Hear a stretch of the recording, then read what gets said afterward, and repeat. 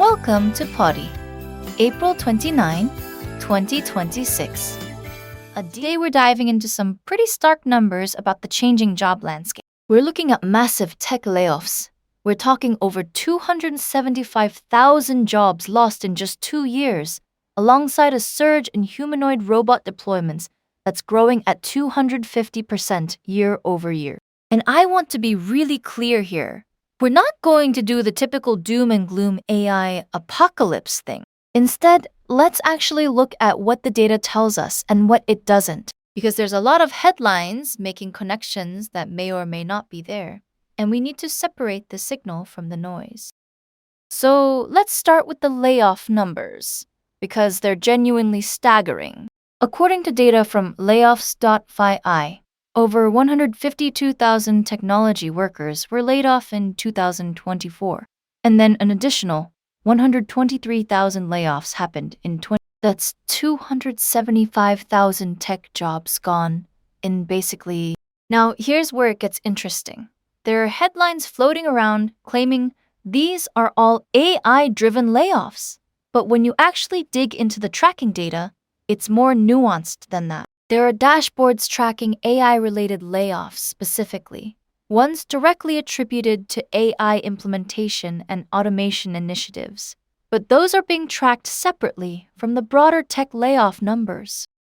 What's really fascinating to me is that we're seeing this massive workforce reduction at the exact same time that companies are pouring billions into AI development. Like, these aren't necessarily the same phenomenon, but the timing is wild. My read is that a lot of these layoffs are probably more about the post-pandemic tech correction, interest rates, overhiring during COVID, that whole cycle. But there's definitely some AI automation happening too. The problem is, it's really hard to separate out what's AI displacement versus what's just normal economic cycles and companies getting leaner. And honestly, that distinction matters a lot for how we think about policy responses.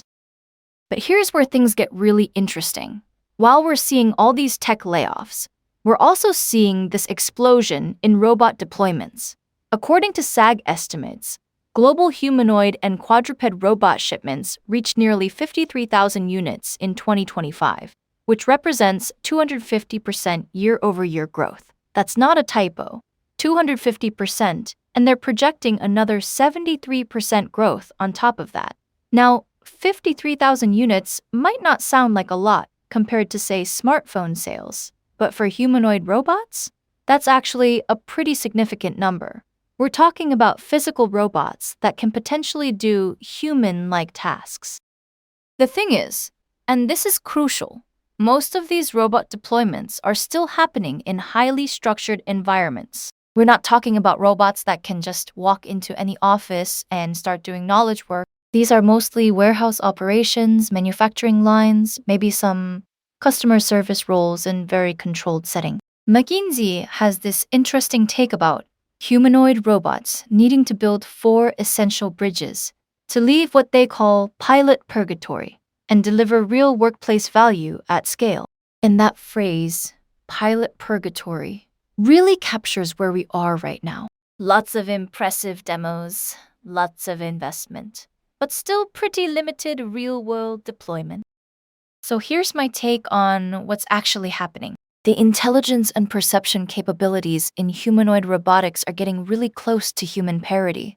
That part is legit impressive, but the physical limitations are still huge. We're talking about handling complex objects, battery life that lasts a full work shift, navigating unstructured environments. Those are still major gating factors. So when I see headlines about robots adding $15.7 trillion to global GDP by 2030, I get pretty skeptical. That's a massive economic impact prediction based on technology that's still largely in pilot programs. But let's zoom out and think about what this means for different types of work. The tech layoffs we're seeing, those are hitting knowledge workers, software engineers, data scientists, product These are traditionally high skill, high wage jobs that were supposed to be safe from automation. Meanwhile, the robot deployments are mostly targeting physical labor and routine tasks. So we might be looking at automation pressure coming from both ends of the skill spectrum simultaneously.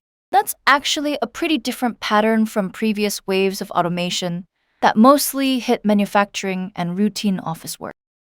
And here's something that's not getting enough attention. What happens to the skilled trades?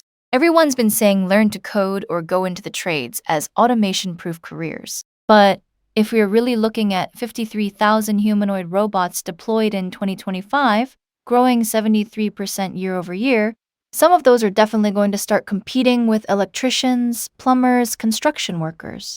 Not immediately, not completely, but it's coming.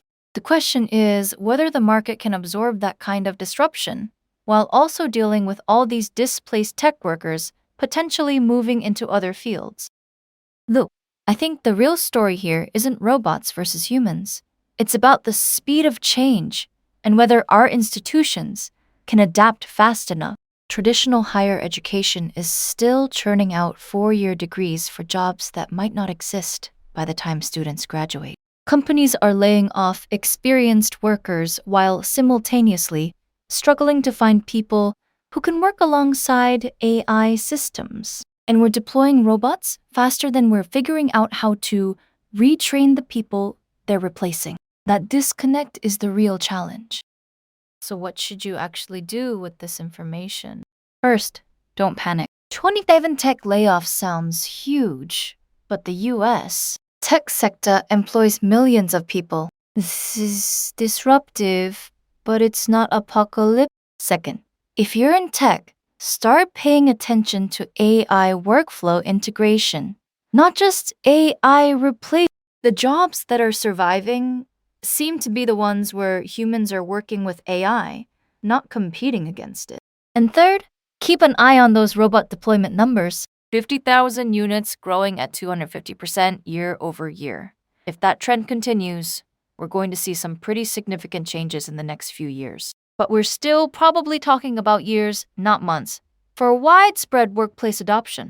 The key is staying informed and adaptable without getting caught up in the hype cycle.